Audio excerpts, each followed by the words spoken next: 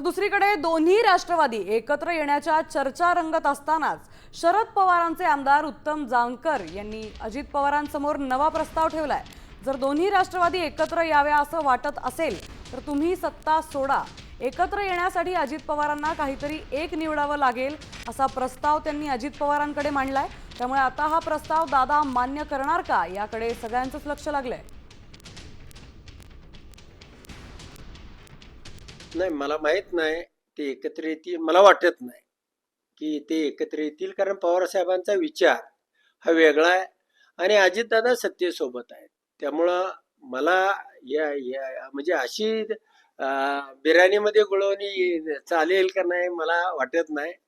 कुठला तरी निर्णय त्यांनाही अजितदादाला तरी घ्यावा लागेल, नसेल म्हणजे सत्तेतनं बाहेर तरी पडावं लागेल। उद्या काय घडणार आहे माहित नाही, पण जो विचार पवार साहेबांनी तो विचार घेऊन आम्ही पुढे चाललोय आणि पुढे चालू।